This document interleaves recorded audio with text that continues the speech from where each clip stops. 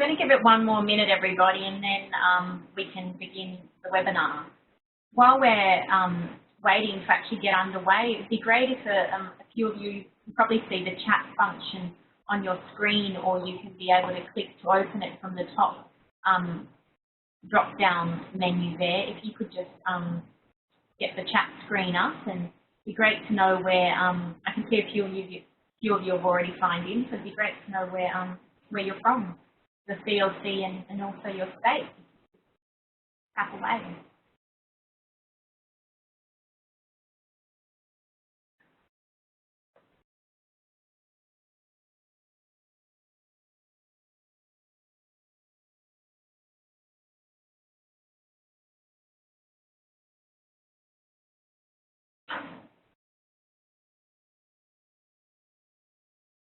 Okay, so how about we get underway? And I can see that a few of you are writing in saying where you're from, which is always nice to know where people are from as part of a webinar, because sometimes it does feel like you can be talking into a bit of a void. But I can see that we've got Brendan here from the Environmental Defenders Office in New South Wales. Hi, Brendan, and you are the volunteer coordinator. Great. And also, I can see that we've got Tanya as well from EDO in North Queensland. So we've got two people from the EDO centre here, which is brilliant. And I can see that there's a few other people that have just recently joined the chat, joined the webinar. So feel free to share where you're from, and let everyone know so we know who's in the room here, the virtual room, of course. My name's Chantel Cottrell. I'm from NACLC, so the National Association of Community Centres. I'm just doing the introduction today, and Penny York from the Centre for Volunteering, who's a training consultant with the Centre, will be delivering this webinar on recruiting and retaining volunteers. So this is the on recruiting and retaining volunteers. And then after this webinar, Penny will be kindly delivering one more webinar, and that will be on actually volunteer induction. So if you haven't registered already for that webinar on the 13th of December, please great compliment to this webinar. So before I hand over to Penny, I might just say a few housekeeping stuff here. So you can see up on the slide in any event that if possible, just as new people into the webinar, if you could just mute your microphones, that would be great, and that's just to stop any sort of background interference. We are hoping to also record today's webinar, so attendees like yourself can refer to it in future, and also people that couldn't join us today. And I know that there's quite a few people registered but have got other commitments that have come up with clients and see this webinar. And so if you could just mute your microphones, that would be really help with that sort of recording process. And if you're having trouble, don't worry, I'll give you a couple of minutes and then I can also hop in myself and mute the microphone. As I said at the start, please do use the chat function. Please don't feel that you have to be all formal with your questions or your comments. Just, type away.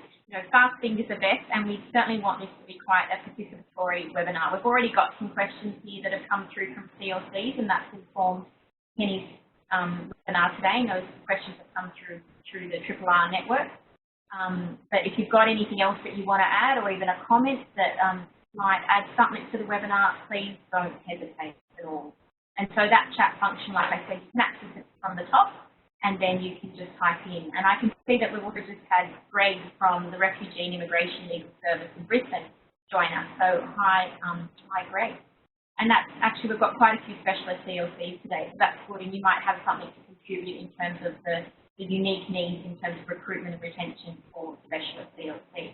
So I'll hand over to Penny in a second, and this webinar, as it says on the screen, will run for about 60 to 70 minutes.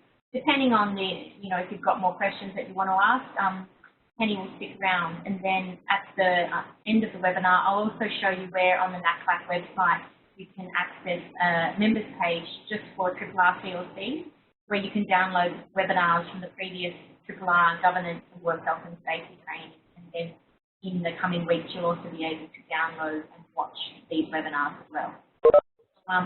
Without further ado, I'm going to hand over to the wonderful volunteering.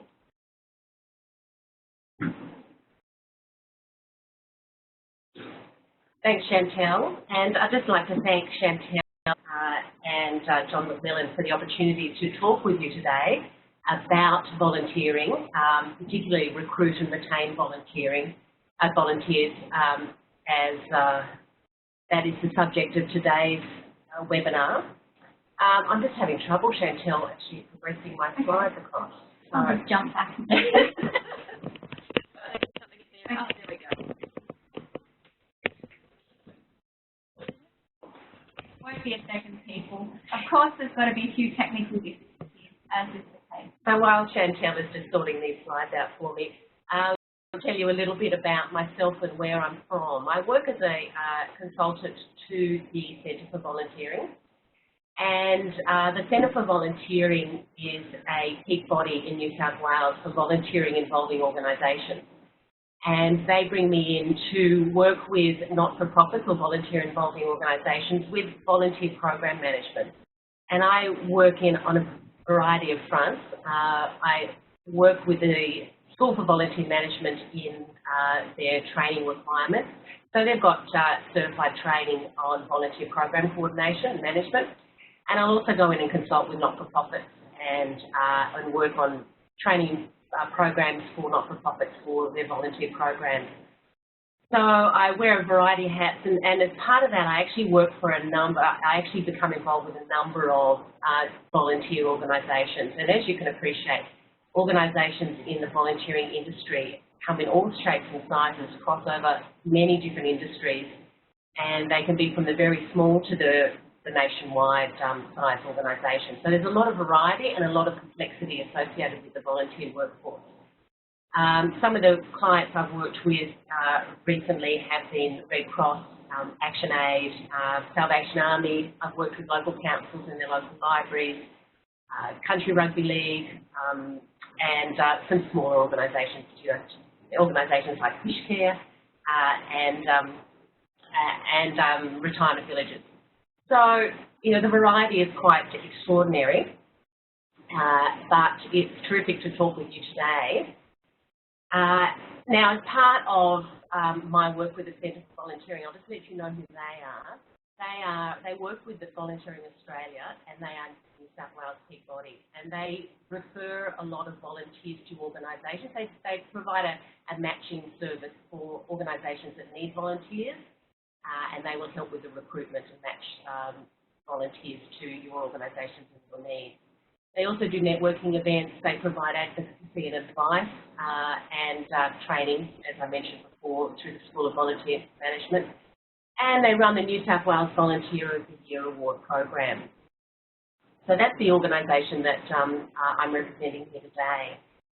Now, our session today will, as Chantel mentioned, will be between 60, 70, maybe up to 90 minutes if you have extra questions that you would like addressed. But we're going to see basically in three parts. First of all, I'm just going to give you an overall context of the volunteering industry and where NACLC and where the RRR CLCs fit into that picture. And then we're going to talk about the recruitment of volunteers, planning and sourcing them, and then retaining volunteers. Now, you may have noticed when Chantel sent out her invitation, she posed a few questions. So we've got a few responses from that I'll address at the time. They're the questions that we asked. You might like to think about some of those questions now and see if any questions that you have throughout the session. Now, recruitment and retaining volunteers is a really big subject. Today, giving a workshop in Sydney on this particular topic, and even that's not a lot of time. So what I'm going to do is just hit on some key issues, some key topics, and perhaps get you thinking about what's relevant and what you can change the way you think about your recruitment processes and planning and how you go about retaining volunteers. So I really encourage you to take what I'm saying and actually reflect on how best you can change or improve some of the things that you are already doing. So, and as Chantel said, please pop in some questions in the chat function throughout the next hour or so. So first thing I want to do is just talk to you about what's happening in the volunteering industry. And you're seeing it from your particular perspective. And it's really interesting to note that these figures that have come out from Volunteering Australia show that there is a decline in the number of volunteers. It's the first time in 20 years that there's a decline in the number of volunteers in the Australian volunteering industry. You can see there that between 2010 and 2014, that the industry has lost 300,000 volunteers. Now, these are statistics that are taken from ABS statistics. So they're pretty comprehensive statistics. You can also see there in that chart that if you look at 2010 figures to 2014 figures in the hours per year, there's been a drop from 781 million hours of donated time to 743 million hours per year. So that's a drop of 400,000 hours that the industry has lost from volunteers. And the percentage of volunteers have also dropped 36 to 31%. So it's a concerning trend. Now, some of you may have seen a report that's just been released in the last week from Giving Australia. That actually shows that in the past 20 years, volunteer numbers have gone up 3%. So there's a bit of a conflict in terms of what the industry statistics are telling us. Why there's a difference there between these statistics from Volunteering Australia and the statistics from the Department of Social Services, which is Giving Australia's body that supported the Giving Australia 2016 research project, remains to be seen why that's the case, but I'm wondering whether that the increase in 3% is due to perhaps an increase in the corporate volunteering environment. But I don't have any answers to the discrepancy there. But regardless, it's interesting to reflect on statistics like you can see on your screen and have a think about what's actually happening in your area. Are you experiencing a downturn in the number of volunteers that are available? Certainly there's other research that supports that there is a decline in the number of available volunteers.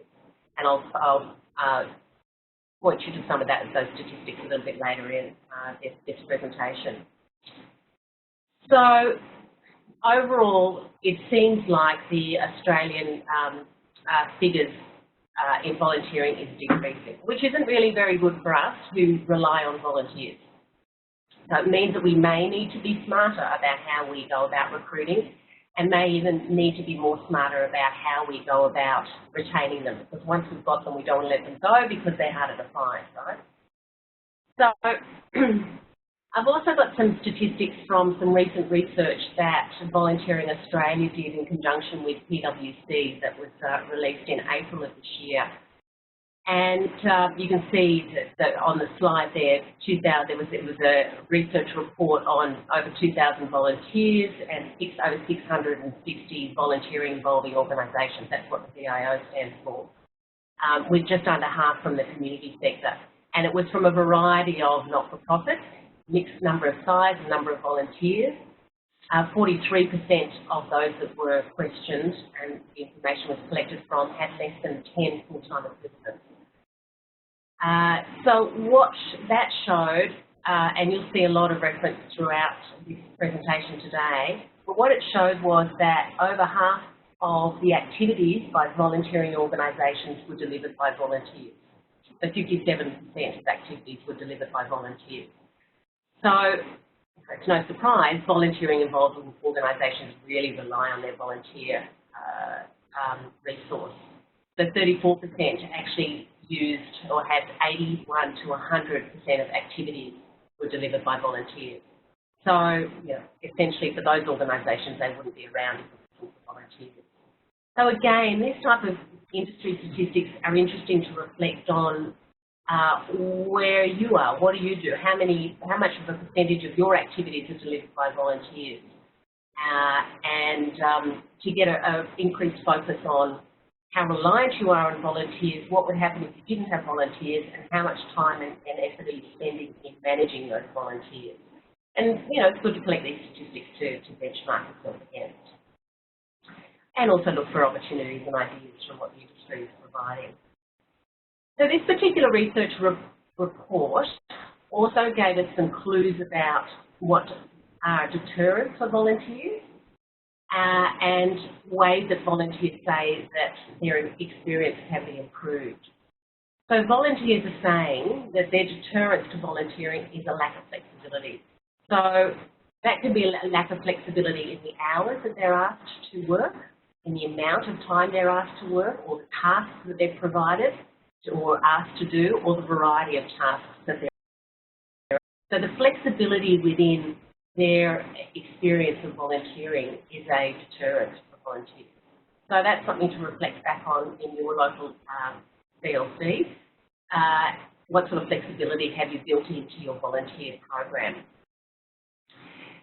The second deterrent there is that people are incurring personal expenses and there's a lack of reimbursement for volunteers. So it's a really hard thing to do when you are a not-for-profit on a shoestring budget, is to provide reimbursement. And that's not saying that you should provide reimbursement, but it's saying that it's a particularly sensitive issue for volunteers, that they aren't being offered or provided the opportunity to be reimbursed for their activities. So a statistic that I don't have up on that slide from this report shows that 22% always offer full reimbursement into volunteering organisations, and 51% of organisations will offer reimbursement if it's pre-approved. 11% never offer full reimbursement. And another interesting statistic there is what you can see on the screen is that the 60% of people who do incur, only 18% request reimbursement. So just because you offer it doesn't mean it's going to be taken up. Sometimes the gesture can be a recognition of that we care about the fact that you are incurring expenses on our behalf. So, so of the 60% that do incur, 18% actually request, and of those 18%, 49% receive full reimbursement. So it's just something to reflect on whether you are able to make the budget stretch, because it is a sensitive issue for volunteers. The third deterrent that came out of this research, and it is reflected on other research projects as well, is that there is they don't like burdensome administrative requirements. So often volunteers are trying to escape those types of administration requirements that are part of their everyday work. So the question then to reflect on in your RRR CLC is how can you make it easy for them to take away some of those requirements, or make sure that those administrative requirements are very relevant to what they do. So it's another area of reflection. Volunteers have also, in this report, said that the ways that volunteer involving organisations can improve their experience. The top one was the 25% said that they recruit more volunteers. So volunteers are feeling the stress of volunteer organisations and lack of resources. As you are as staff, or if you are a volunteer as well, volunteers are also feeling that. So it's important to reflect on, is that a good thing for volunteers if they are feeling under the pump and that they are overworked? So one thing with volunteers is that they find it really hard to say no, because they see how strapped you are for resources and they see the need in your clients. So it's very hard for them to say no. They've also probably got an emotional connection with you. They've got a passion that has led them to volunteer and give up their free time for you. So for them to turn around and say to themselves, no, I can't do it, or say to you, no, I can't do it, it's very difficult for them to do. So, but it's showing that volunteers are experiencing the results of being overworked. So that's a concern. We don't want to burn volunteers out. They're very precious. The second way that they say that their experience can be improved is that they could be provided with more development feedback and recognition of the value of their volunteer role. So that points to how you're going to manage them, and we're going to talk a lot about that over this session. So that's what the report is saying about what volunteers are saying. Now, it also reflects on what organisations are saying. So 86% of organisations need more volunteers. Not really surprising. We always want more volunteers. But the problems associated with recruitment that they're reporting is that 30% say there's insufficient or suitable candidates, or they don't know how to find them. 12% say they don't have the time to find volunteers. They don't have the dollars to manage volunteers, is another point there. And they can't offer roles to meet volunteer expectations. So again, when you think about organisations, volunteer involving organisations, they can't find suitable people, or don't know how, don't have the time to do it, and don't have the money to do it. So that, to me, is a symptom of not-for-profits or volunteer involving organisations not considering volunteers as a strategic resource that needs to be planned and resourced appropriately. You know, when you plan for something, you then fund and allocate time and resource to actually manage the resource. So often volunteer management is an add-on function and not considered at the strategic table. So it's revealing that the statistics are actually saying that. Now, the statistics are also saying that that 48% feel that they don't have enough, or their management resources are inadequate. So if you marry that to how valuable your volunteers are, or what percentage of your activities are delivered by volunteers, and if you're not providing management resources to manage that precious resource, well, you know, you can start to there's the actual reason as to why you may be having trouble retaining volunteers or recruiting them in the first place. So the message behind this is to maybe start to think about volunteers as a strategic resource to plan, manage and fund appropriately. The fourth point there is that organisations are saying that they need more support, need more information, training and networking, and that's what we're doing today. So it's great to see you participating today, and NACLC actually providing this type of training and information to help you do your roles better. So let's reflect a little bit more closely on NACLC. These statistics have come from the NACLC annual census, which is a really valuable document to be able to get a picture of how many volunteers you use, how they're being used, and perhaps to start to inform the value of them to not only the overall network, but to you as an individual centre. So we've got here that NACLC, from the 114 CLCs that responded to the census, over 7,000 volunteers are being used, and 58% of CLCs are using pro bono partnerships. So you can see the roles that have been depicted there from the census information. So you've got obviously the pro bono, you've got board, which is not included in the statistics, but they're still volunteers, so they still need to be considered in terms of management and information and tools and recruitment and retaining members on your board. You've got obviously pro bono, professional lawyers, semi-professional students doing the PLTs, and also others. So you've got a variety of roles that you can or you may be offering volunteers to do. The challenge is, are they the roles that are delivering on what you particularly require and are attractive to volunteers, which we will talk about. So we've got, of those over 7,000 volunteers, 575,000 hours are provided by those volunteers. So that equates down to 80 hours per person per annum, or 1 to 2 hours per person per week.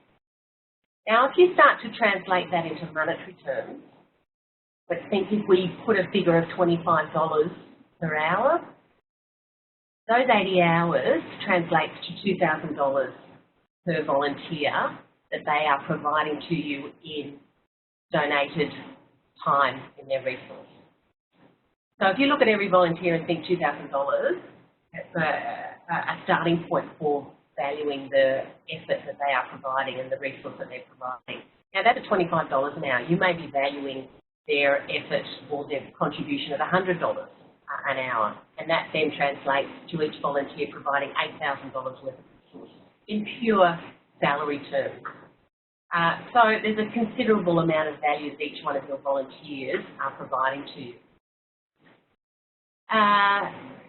Those 575,000 hours and the 7,000 volunteers equates to 224 full-time equivalents. So you can translate that also into a figure. So if you're going to put perhaps a $50,000 per annum figure on a salary, which is probably low, and the average is 60,000 in Australia, but 50,000 gives you a contribution across the whole network of 11.2 million. If you look at, if you put $100,000 on the salary of a full-time equivalent, then that bumps up to $22.4 million worth of wages that you don't need to pay because you've got volunteers that are actually doing it for you. So essentially, you know, there's a lot of money value that that comes with each of your volunteer hours. So the question then becomes, are you giving enough time and planning consideration to that amount of value that they're providing to you?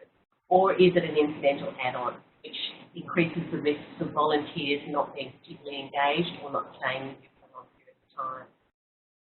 Now, bearing in mind, we're only talking about tangible salary value of a volunteer here. We're not even talking about the intangibles of what volunteers bring, which is that, you know, that breath of fresh air as they walk in the door, and their enthusiasm and their commitment and passion and their connection to your mission, the new ideas they might bring, or the diversity. You know, there's many more of the intangible aspects that volunteers bring, which you don't put a dollar figure on. It's difficult to. So the value that volunteers bring is an important thing to understand and reflect that back to your own centre, because it then will inform how much time, how much resource, how much effort that you should be looking at managing them to get the best for them and also from them for what you're trying to deliver in your local community. The annual census also has informed us that from 5 hours worth of value from your volunteers, you spend about an hour supervising. So that's not too bad. The 20% of the value is being spent on supervising. And when you think about it, a volunteer resource is a much more complicated resource to manage because, well, you can just see on the statistics there, 7,000 volunteers are doing the work of 224 full-time equivalents. It'd be much easier to manage 224 full-time equivalents than over 7,000 individuals. Plus, you've got differences in motivation of why volunteers are actually engaging with you. This because there's no salary. So it's a much more complicated environment, and so it's not surprising that you spend 20% of the time supervising, and it's part of the cost, if you like, of gaining the benefits from those hours of volunteer time.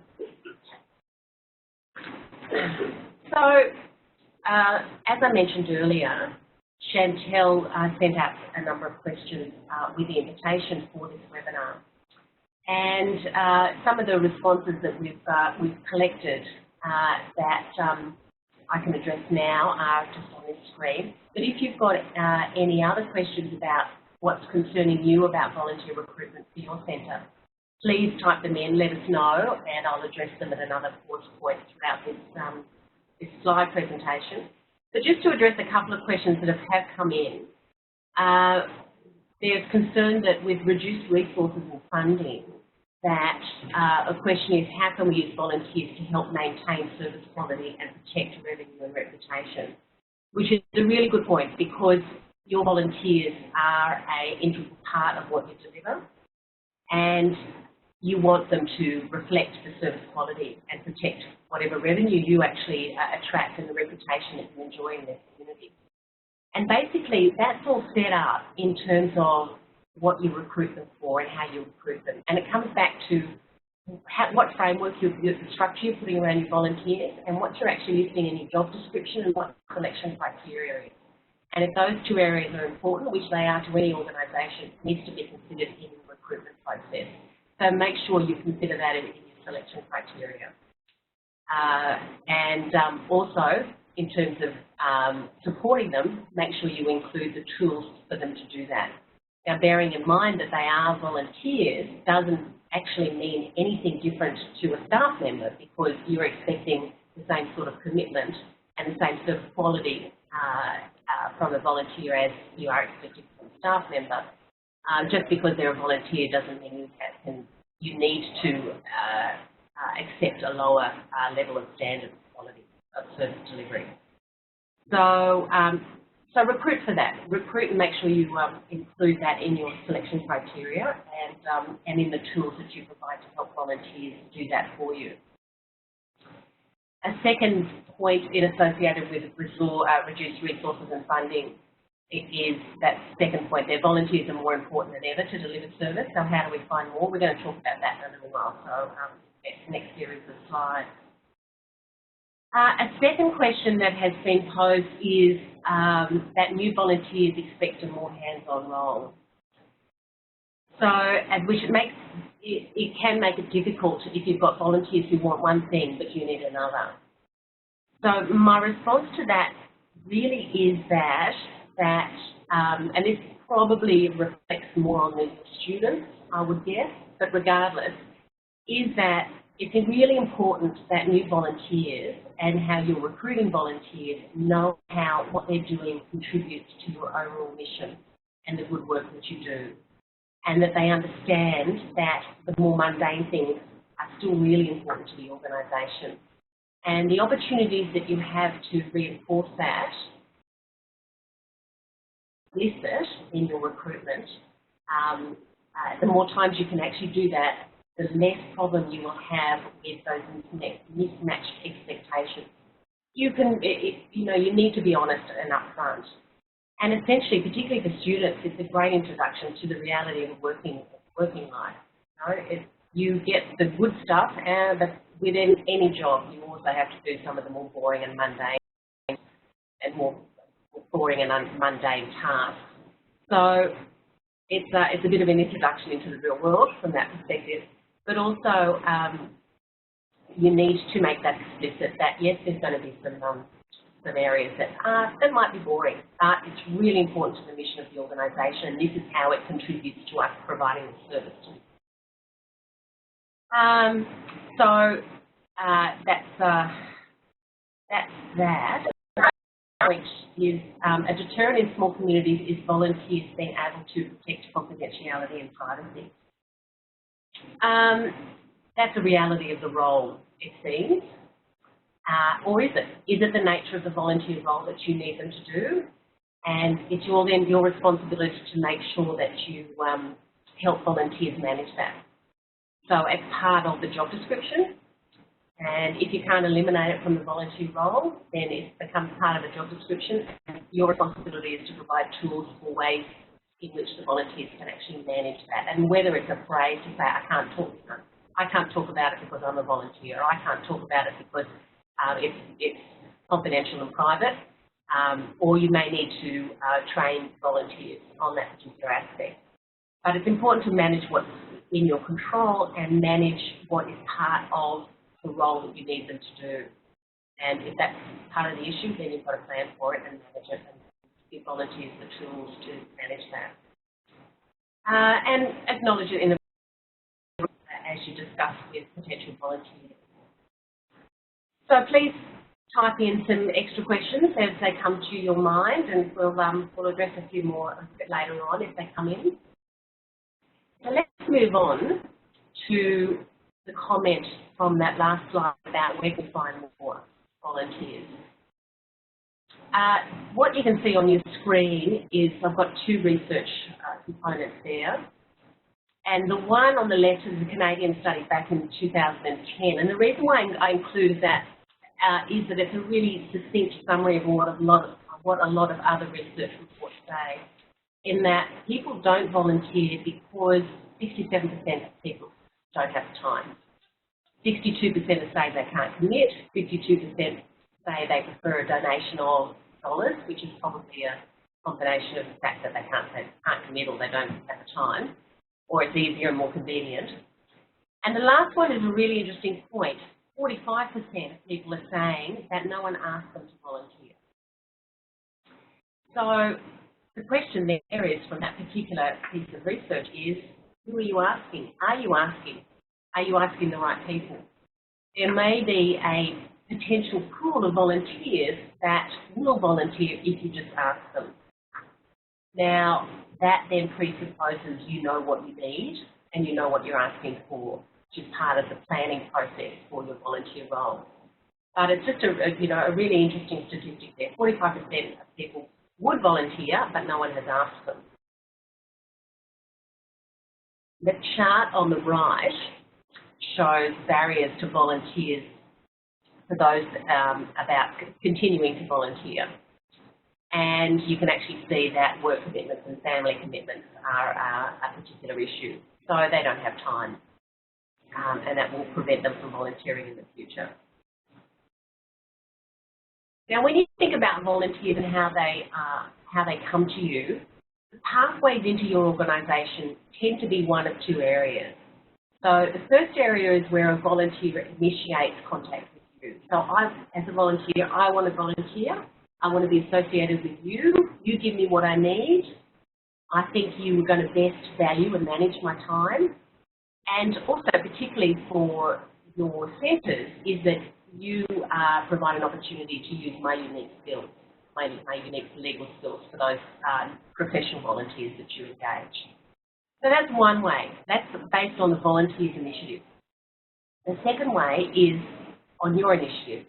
So as a volunteering involving organisation, you say, we need help, are you free? Again, that's presupposed that you've gone through the process of determining what you need. And then you will go out and try and find it. So the question there is, are you relying too much on one of those two pathways? Are you relying more for volunteers to contact you, or are you actually deliberately taking the initiative and going out? And volunteering involving organisations use a combination of both of those, one of those pathways more than others. So,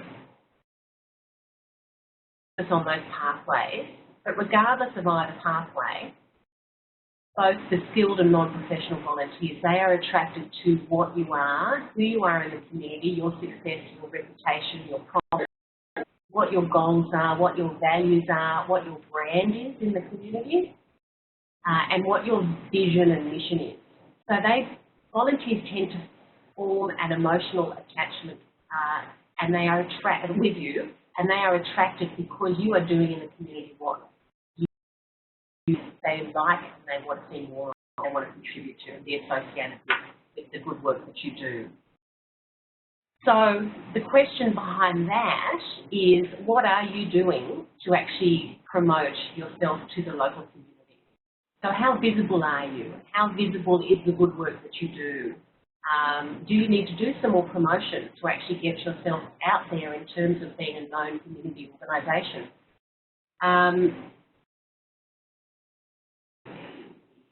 That publicity and public relations side of things serves as a really good avenue to help volunteers choose you if they are taking the initiative.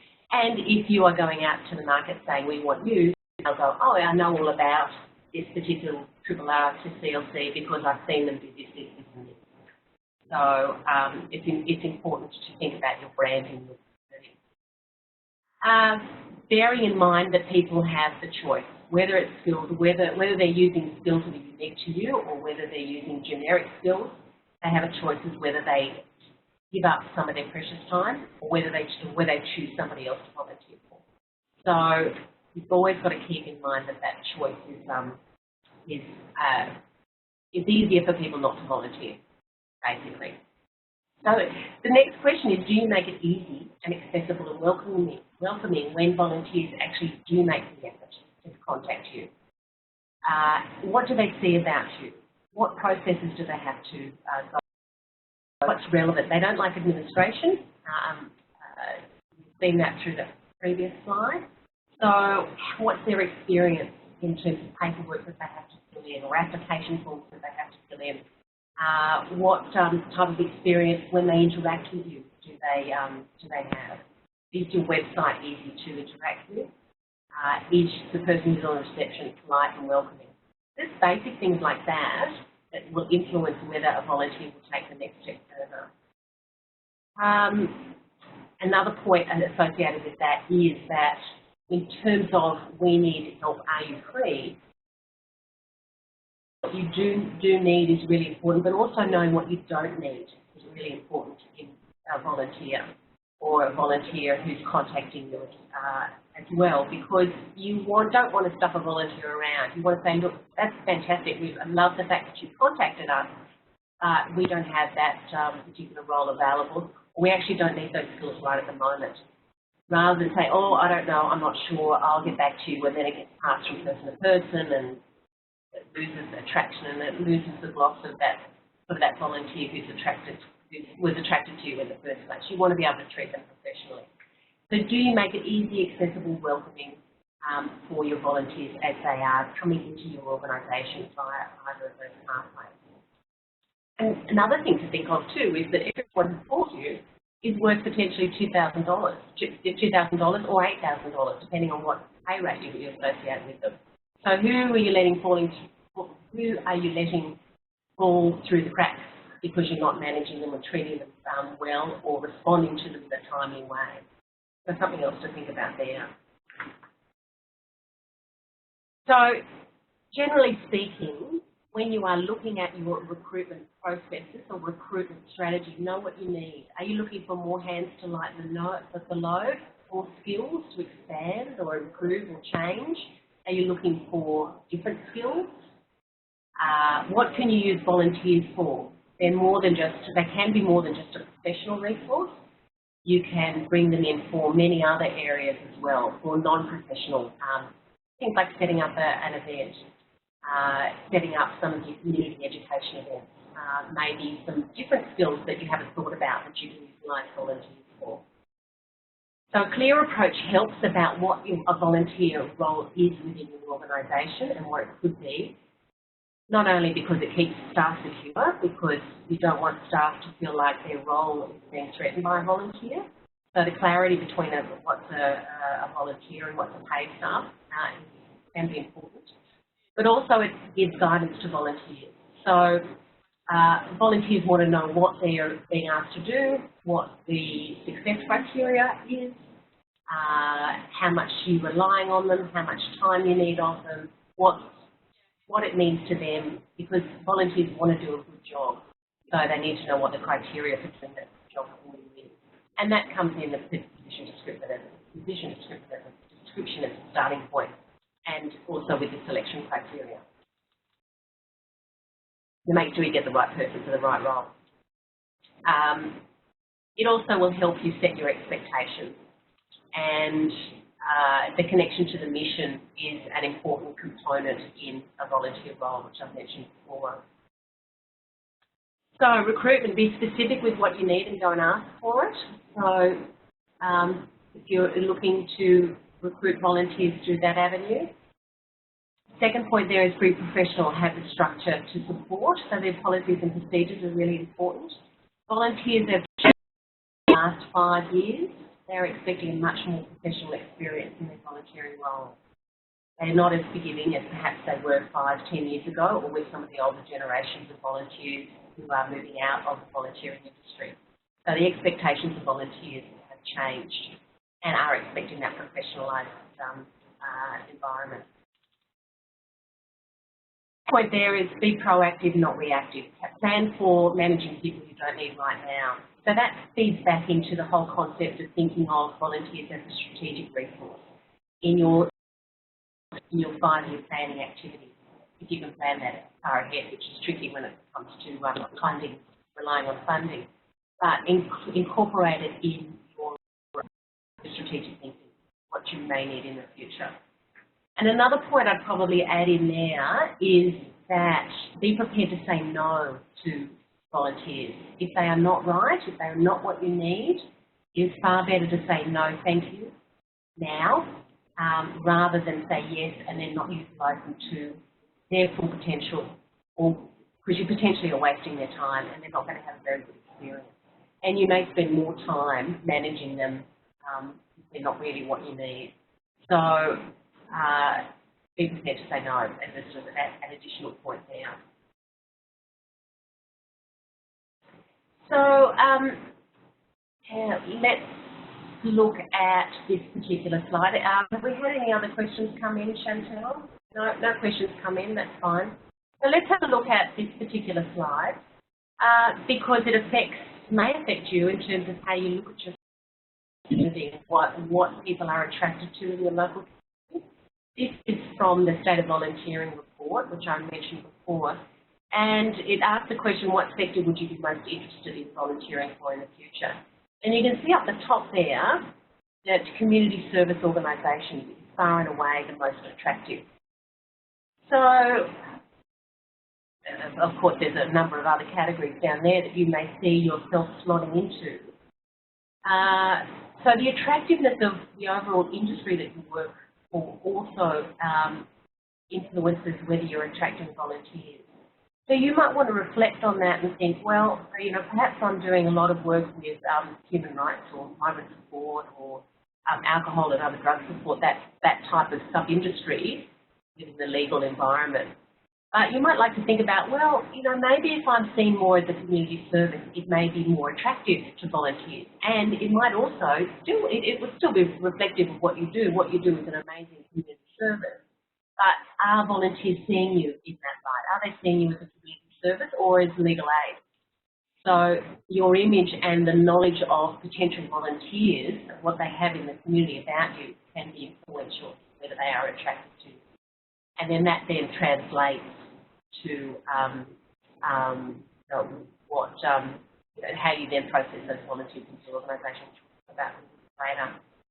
There is another question that that Chantel has provided to me that you might be interested as well.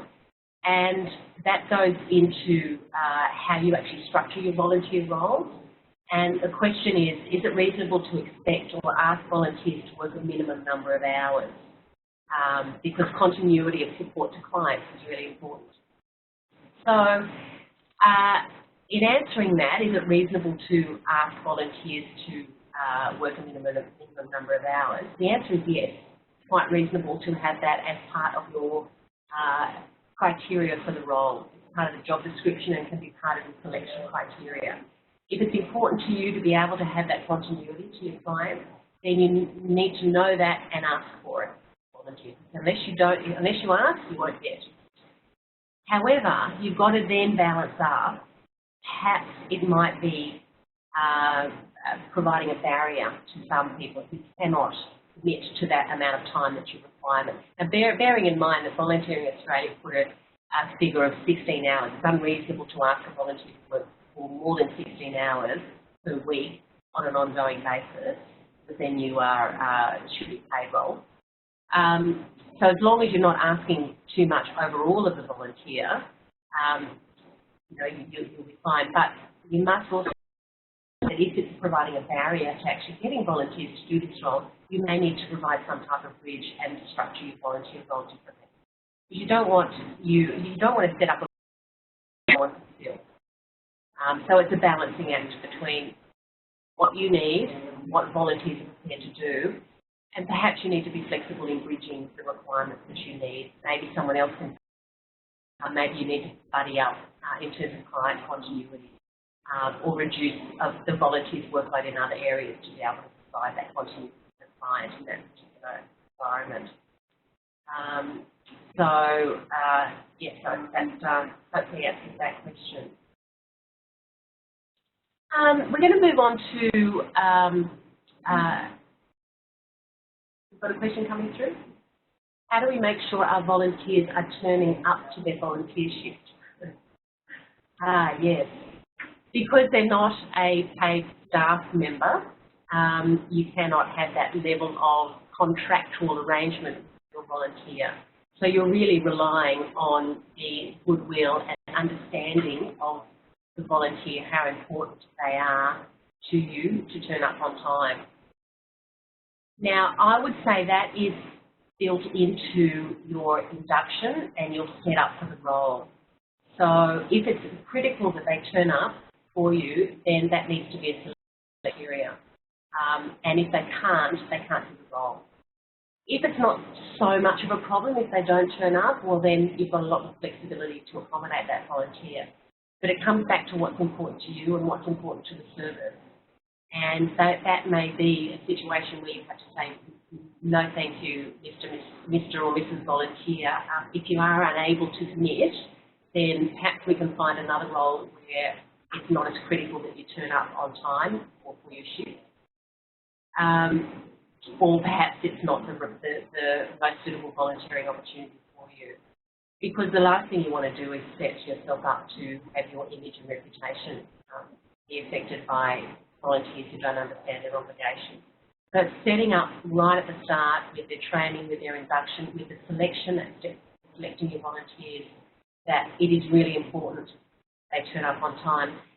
And also it's about them understanding why it's important and what you then have to do when they don't turn up. And if they can't appreciate that, then they may not be the best resource for you as an individual. So does that answer your question, Claire? If it doesn't, please type in some extra comments, because I'm happy to talk about it a little bit more. But it is a tricky area, and you have to manage it carefully and be prepared to understand what you will and won't accept in the volunteer role, and say no if it's no. Okay, so I've got another question for you, and it's something that Chantel posed with the invitation, is how you find your volunteers or how they find you. I'd be really interested to understand that from you, and I'm sure some of the other centres would be interested to understand that as well, because you know, we're sharing a lot of commonalities with the centres, and it may be that you've got a great idea that would be great for some of the other centres to understand how volunteers come into your organisation. So feel free to pop that in the chat section as well, and we'll come back to that. So, big question about how to find volunteers. Two areas I would suggest you think about. The first one is, where do volunteers come from now, and are there more? You've got successful volunteers that are working for you. Let's try and mine that a little bit further and see if there's some more in that particular avenue. The second point there is that volunteers can be indirect recruiters. So if your volunteers are having a great experience and they are successful and they are enjoying their volunteering with you, then perhaps they can find some volunteers for you and help you with that recruitment process. Again, it's about making the ask. Do you know of anybody who might be interested in helping us with X, Y, Z? Third area, in terms of thinking about where volunteers come from now, you may have some existing volunteers that have some unknown skills that you could utilise. So the question there is, how well do you know your volunteers and what skills they have? And if you don't know, perhaps you can ask and have a chat and get to know your volunteers' other parts of their life, because you never know when you might need somebody who's an excellent guitar player or excellent with desktop publishing, or has got a hobby in some type of computer program computer actually utilise. So those three areas can be a source of additional volunteering hours or volunteering. The other thing that I would encourage you to think about is about widening the net. So think about who you've got and who you don't have. Second point there about missed demographics of who you help or who's in your community. Are you getting all your volunteers from a demographic? Why are they attracted to other demographics, whether it's age, whether it's skills-based? Who else could you be involved, asked to be involved? Might give you some hints as to some different ways of approaching the recruitment process. That first point is the retirees. So perhaps you're not using, perhaps there are some retirees out there, professional retirees, and there may be some avenues that they can utilise or the practicing certification criteria associated with volunteers that you can, volunteering that you can investigate. Another area is to think about, if you know what you need, who has the skills that you need. For example, if you're needing a lot of cataloguing work done, or your whole library system needs an overhaul, Well, perhaps librarians can provide that. The librarians in the local school or in your local council. So who may have the skills that you need outside your immediate industry knowledge or industry group? Another area in terms of widening the net is think about what you've got with your skills and what you can bridge with additional training. So you may be able to tap into some additional skills by just providing a little bit extra training in the area.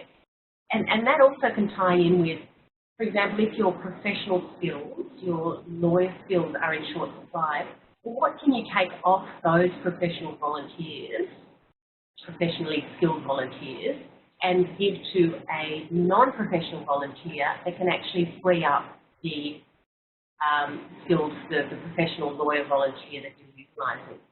And maybe they just need a little bit of training to bridge a gap to actually be of more use or be more helpful in that area. The fifth point I've got there is think beyond the semi or professional volunteers that you use.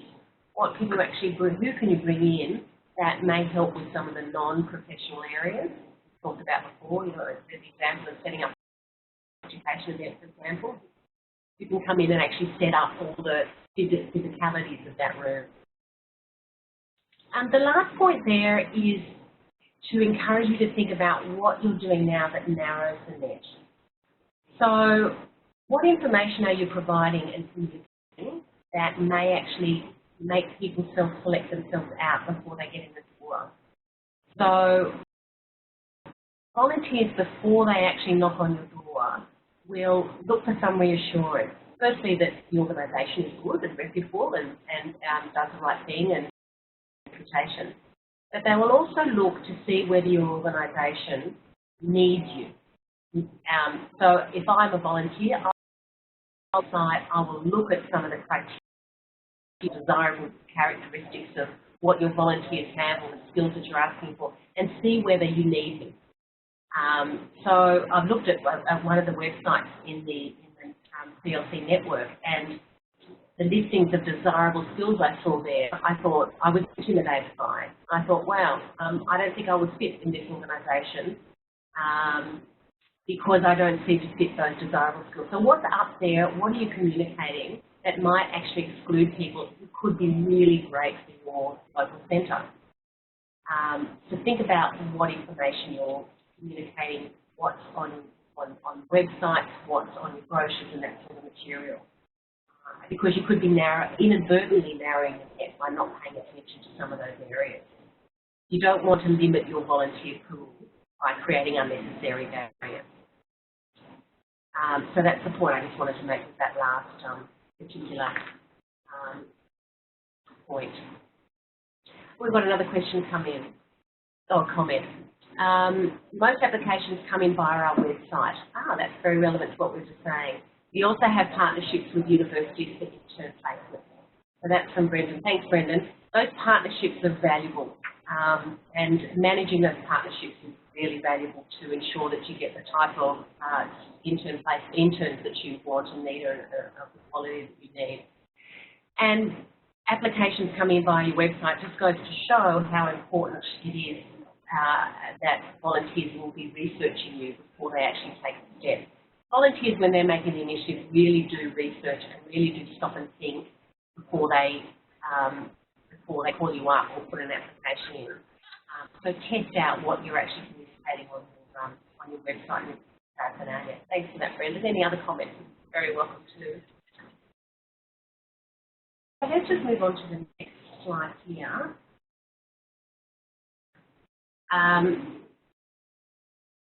Talked about Brendan's experience there. But I've put this particular table up because it shows that from the research that volunteers found out about volunteering opportunities through a variety of ways. At top of the list is word of mouth. So if what your volunteers are saying, what your staff are saying, what your staff are asking, what your volunteers and how they reflect on your image in the community. So word of mouth is a really powerful way of finding volunteers for your organisation. So if you've not thought about that really, and even if you have, start to reflect on how perhaps you can actually utilise that, word of mouth being a very critical way of finding volunteers. Okay, another one coming in. Here in far north Queensland, we get a lot of applications from interstate volunteers who want a holiday in the tropics. Don't we all?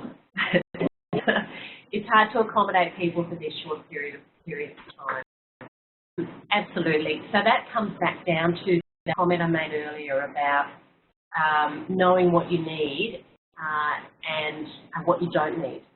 And if you don't need people coming in for a short period of time, then we really appreciate your attention, but we cannot accommodate that. And that's perfectly reasonable because you're not an unlimited resource in your management ability of volunteers. You've got other things that you are probably doing, or your full capacity of what you're doing now. So to introduce a level of complexity of managing some of these episodic volunteers can be quite complex. So then it's a question of having the right words to say thank you, but would you be interested in volunteering in your local hometown? And perhaps I can give you tapping into the network and being a referral. But yes, knowing what you do need and knowing when you really powerful tool in terms of you don't. Thanks for that, Tanya. So let's move on. Piece of research. This is from 2011, the volunteering strategy. Similar to the one from PwC and Volunteering Australia, which was released this year that I've been referring to. But this asks some different questions.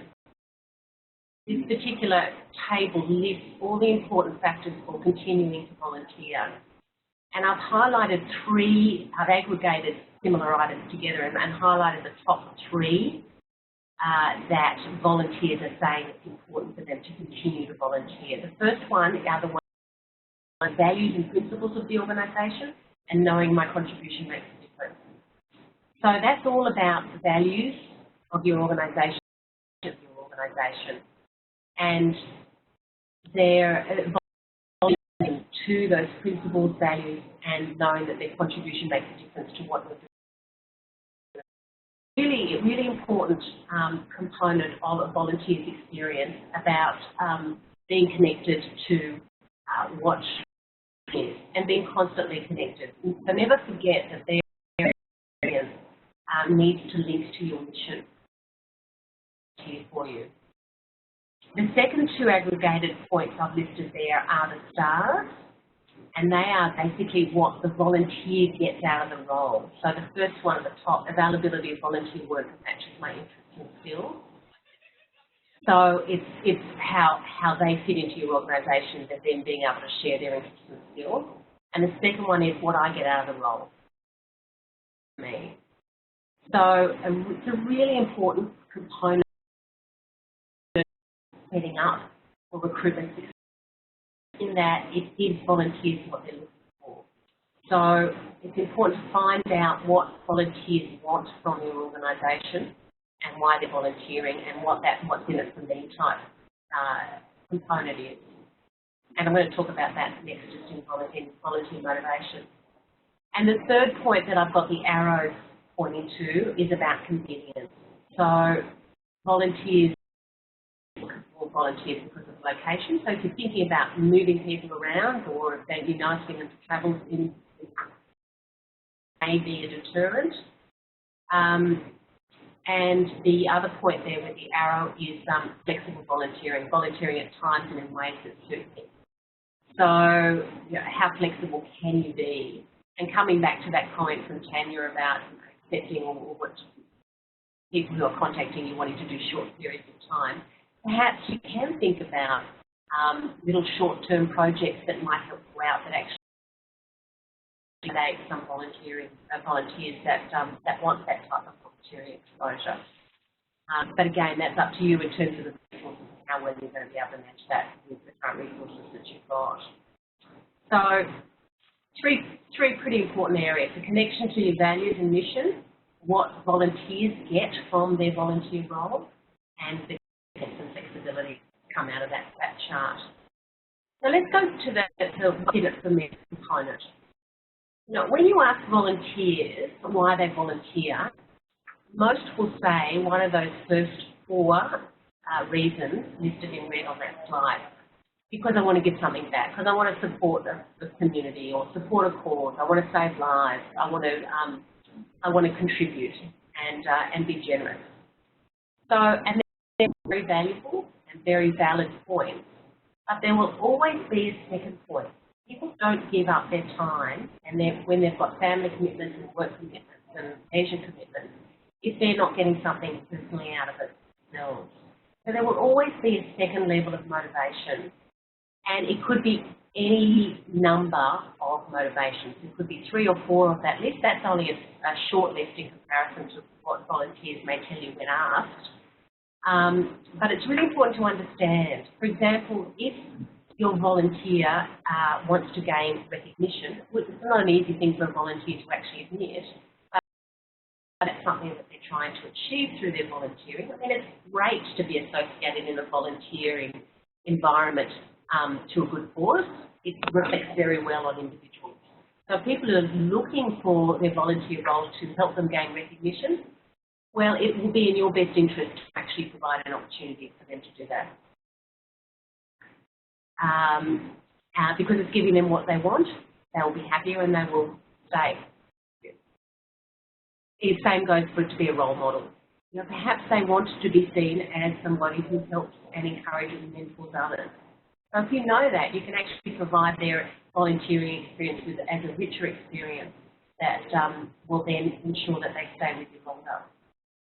Perhaps somebody wants to try out a new career option, you know, what they're looking for in terms of that career option is important to know, because you can actually share that with that ability. Training opportunities. Your students are coming in to learn some new skills and get some hands-on experience. So make sure they're not stuck in the back room all the time, or maybe look at a way of developing them into a role that actually gives them more hands-on experience, if you possibly can.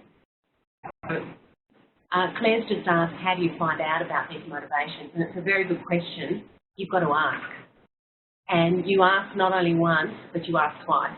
Because if you ask the first time, they're going to give you perhaps one of those first 4. I'm not going to say I'm going to volunteer because I'm getting something out for myself. It's just not really a medically acceptable thing, really.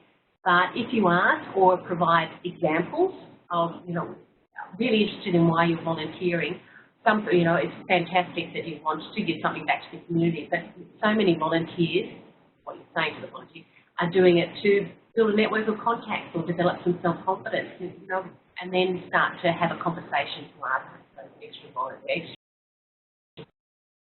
And it also takes time. Sometimes you need to observe. Sometimes you need to see what turns a volunteer on, you know, that you see that ignites that extra spark in them. So it's about the time that you can actually spend with your volunteers, which again is easier said than done, having the time to spend with volunteers. It's the only way of actually starting to drill down to see why they're with you and what they're looking for, and how you then best can support that and give them what they want.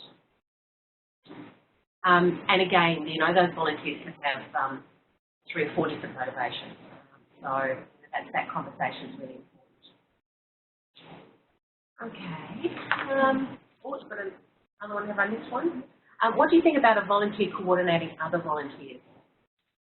It's done. You know, we saw statistics earlier on about between 81%, there were what was the statistic? It was something like 30% used as volunteers for 81 to 100% of their activities.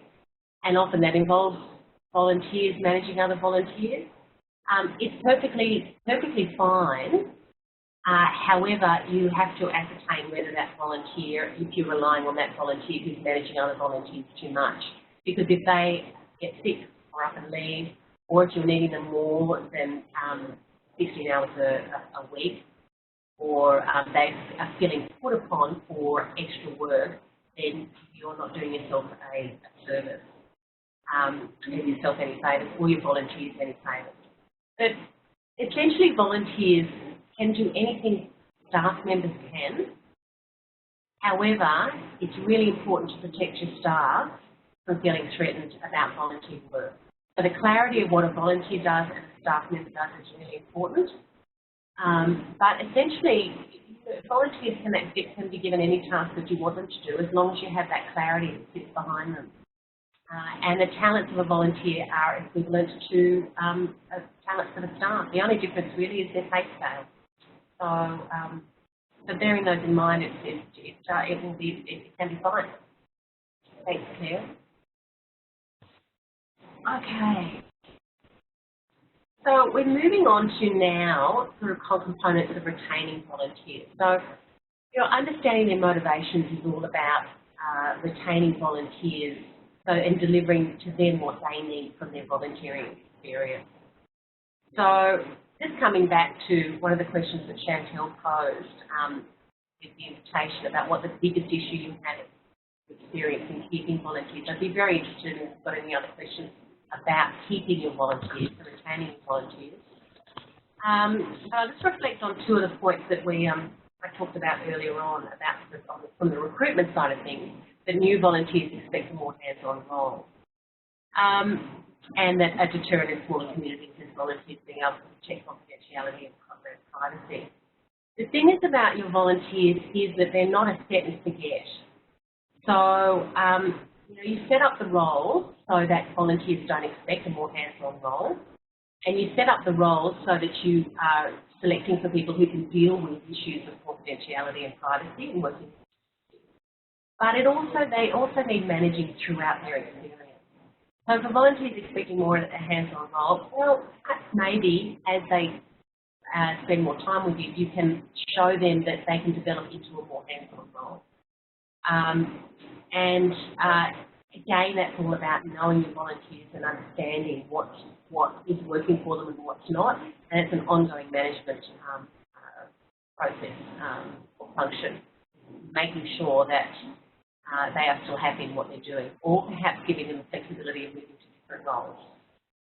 And that issue about protecting confidentiality and privacy on an ongoing basis, it may develop into something that you've got to manage a little bit more proactively with some volunteers more than others. Some may have more trouble with it than others. So in terms of keeping your volunteers, you need to still keep on top of it and have contact and review what your volunteer is doing and how well they're doing it and how well you're supporting them in doing what you want them to do. So again, it's not a set and forget, it's a matter of reinforcing the expectations and the fact that the tools are actually working for them. So please send us in some other questions or issues that you may be having with keeping volunteers. And we'll just talk a little bit more about about how best to retain the volunteers that you have. And there's 3 points that I've listed there as being quite critical to keep your volunteers. And the first one is, and I've mentioned it before, is enabling them to contribute to your mission and vision. That connection is what attracted them to you in the first place, and their contribution to it on an ongoing basis is important to keep them there.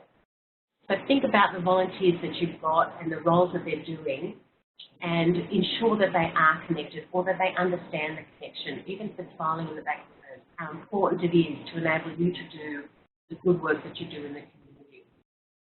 And it's also about reinforcing that with them. So talking to them about, from all the work that you've done with this particular project or this particular client, we've been able to achieve X, Y, Z. It may have attracted some funding, or it may have attracted some publicity, or it may have changed something in your local community.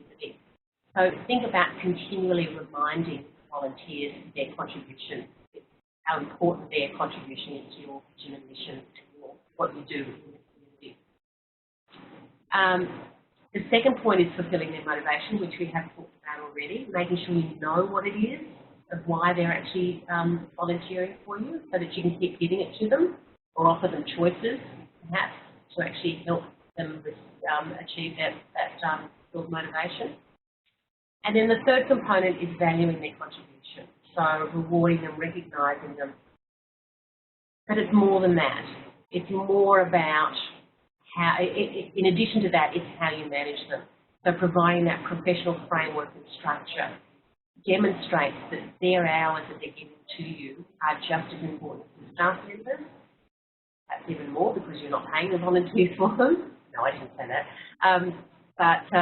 You know, how you're actually managing them, supporting them and wanting the best for them so that they can deliver the best for you. That whole management function becomes a really important way that you can value the contribution of your volunteers and helps you retain your volunteers. I've got another question that's come in. Most of our volunteers are students or recent graduates, so their primary reason for leaving is that they have found paid work. This can happen suddenly and make it difficult to plan for volunteer shortfalls. Any thoughts on how to manage this? Yes. I think one thing that's important to recognise with students is that you're setting up a volunteer workforce for the future. So their experiences with you now can pay dividends 5 years down the track when they have established themselves in their local practice or in their local, in a job. So if that's actually happening, that they're leaving suddenly, you may need to think about how you are setting up the role and setting up the criteria and the communication with those volunteers to reinforce how you need leave time, how important it is for you to understand their movement so that you can plan for replacements or additional resources. So I would say that you need to think about what you're communicating to them and what you're communicating about what's acceptable and what you can preempt with the framework and how you're setting up those roles in them. Generally, I would hope most volunteers are quite respectful because they know how much you need them and you rely on them. And it's about you communicating that to them and reminding them about it. But don't forget that their experience, even if they leave suddenly, you still need to have them have a really positive experience because you're setting up that volunteer resource in the future. There's a lot of research about family volunteering and kids that are exposed to volunteering when they are in their youth and teenage years will come back to volunteering at some point. And if they've had an experience with you, through studies and they've had a great experience, you'll be the first person that they will call. I hope I've addressed that one for you, Brendan. So let's have a look at what the research is saying. So you remember earlier I said that 48% of volunteering involving organisations say that they have inadequate management resources. You can actually see it broken down by state there on figure 58. Poor old Northern Territory are really suffering there. With that amount of organisations saying they don't have enough resources, it's very hard to create a framework to manage volunteers when you're chronically under-resourced. So again, it comes back to that question of that strategic value of your volunteers and are you allocating enough time and thought, consideration and resources in your budgeting and in your planning. And bearing in mind, what your volunteers saying, or volunteers plus the industry are saying in figure 13 on the right there, is that the volunteers are wanting more volunteers. So there's something happening across the industry that is saying, pay more attention to this volunteer resource it properly and manage it properly because there's some issues actually happening. Okay, so let's talk about the concept of reward and recognition, and bearing in mind that that's one component. This is some statistics from 2011 from Volunteering Australia, that volunteers value these 4 areas the most. First of all, being accepted as a team member, followed by a personal thank you, followed by feedback for contribution. And interestingly enough, 21% said that they didn't feel the need for recognition, which I take with a bit of grain of salt, because if you don't thank somebody for their contribution, I think that will very quickly walk away. So I think that's a side issue associated with the actual question, because when you're asked, what do you like, how would you like to be valued for your your volunteer work. A lot of people will say, oh, I don't need recognition, I'm doing it out of the goodness of my heart. But I think if you don't thank people, then yes, they will walk. Well, one of the reasons why I wanted to put those statistics up is that top one, being accepted as a team member, because that points back to that point I made a moment ago about how you manage volunteers is really important, more than just the thank you and morning tea, for example. Their experience as a team member is really important, and how you manage that, how you set that up, how much attention you pay to their feeling like a part of the team, communicating, supporting, providing tools is quite critical with that percentage of 43% there. So that's the reason why I put those particular points up there. Down the bottom you can see some pictures that I took from this magazine, Working Collaboratively. I can't say the word, I've been talking too much and my mouth is starting to seize up on me. But Working Collaboratively, there you go, I said it. There's a couple of examples there of how volunteers are being rewarded in a public way, which is fantastic. It's a great example of how you can reward volunteers. But what's really important is that not all volunteers want public recognition like that. And it's important to know know and understand what's important to your volunteer. So that may not be relevant for some volunteers, but for others it could be very relevant. So it's great to be able to acknowledge them in a way that's relevant for them. So if you don't like public displays of recognition as a volunteer, you need to provide a suite of other things that you can recognise and reward your volunteers if you can. So Volunteering Australia have got a resource on their website that lists 101 different ways to recognise volunteers, because really one size doesn't fit all. Everybody responds to different things when it comes to volunteering. And this is just a selection of some of the 101 ways. Bookmarks with a special volunteer acknowledgement. We all don't have the funding for that often, so that might not be relevant.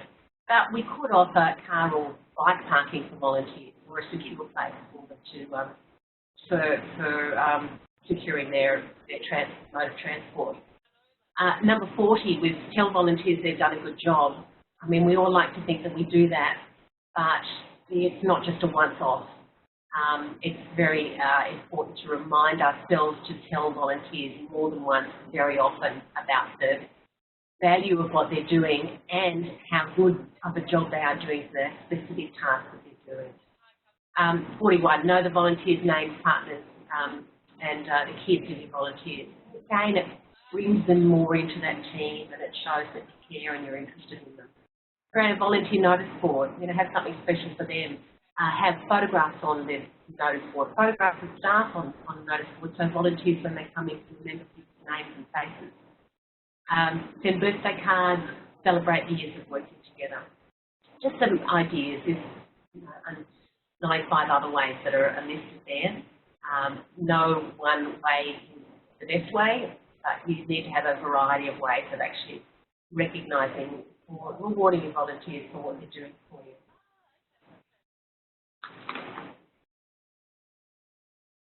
So, just coming back to statistics, what forms of recognition does your organisation provide to volunteers? There's just a couple of examples on the right-hand side of what organisations are doing, and it's good to see that personal thank you up the top. That personal thank you can also come out in different forms. A letter from a local member, or a letter from from a board member, or somebody prominent in the community. It can also be a really lovely thing to do. So if you've got some great ideas of ways that you recognise volunteers in your local centre, then for you to tap them in, I'm sure we'd all love it.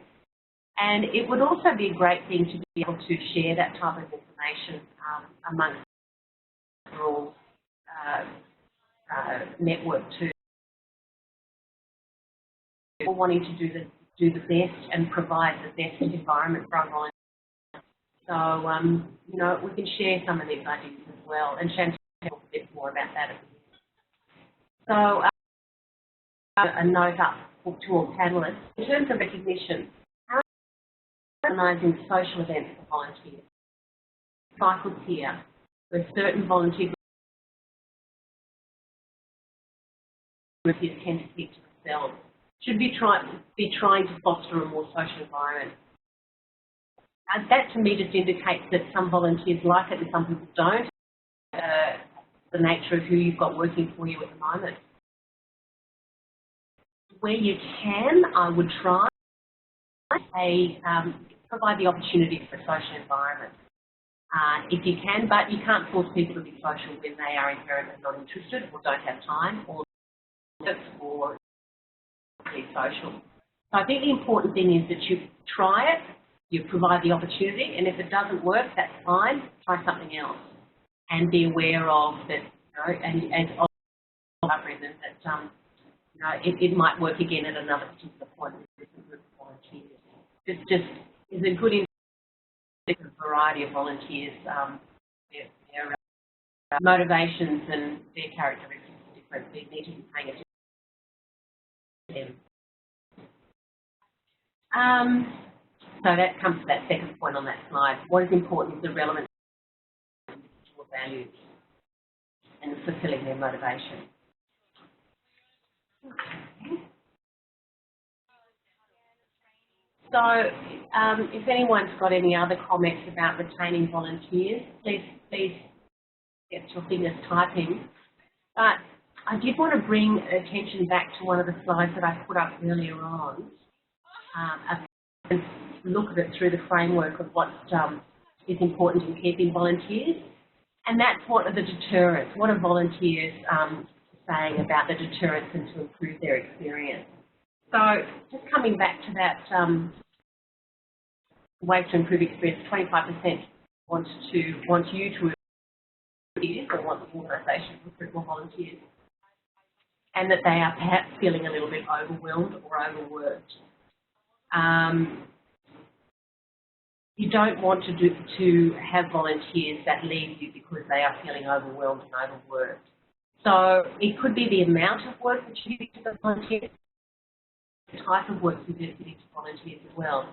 If you're more difficult client volunteers all the time, well, you may be overloading that particular volunteer. So you may not be providing a development opportunity for another volunteer. So, it could be the amounts that you give in, it could be the type of things that you're asking one volunteer to do more than another, or tasks associated with your volunteer role. So just sort of extra to think about. But for you in your local area, you may want to actually ask your volunteers what are the deterrents, or what's going to cause you volunteering for it. Your volunteer role with us, and understand what it is that they don't like about you. And also ask the question, how can we improve your experience? You may find that there might be some training that they need, or they might need, they're feeling a little bit underappreciated, so you need to do something extra. So it's really important to know your volunteers and actually ask your volunteers. So how are we going for time today, Jill? Oh, my goodness. Oh, okay, so I've running out of time, and I really appreciate the comments that have come through. So these are just some points I want you to think about, and think about the value of investing in your resource management, perhaps on a more strategic level. Think about the recruiting avenues, the volunteer pathways, making sure that they're easy, accessible and welcoming, knowing what you need. Think about that concept of widening or narrowing the net. Think about your word of mouth or mixed demographics. And then we've talked about some other issues about retaining vision and mission. Are you satisfying their needs? Are you recognising the value of their time by the way you're managing them, the team? And we talked about rewards. And also, how do they want to be appreciated? So just as I have whizzed through here, I'll skip that one because I know Chantel wants to have a word to you, and she will address that bottom section about the NACLC section. It's been lovely talking with you today, and please continue to send in your questions because we can address in a future session any issues you might have about managing volunteers. So I'll just hand it over to Chantel to close up today's session.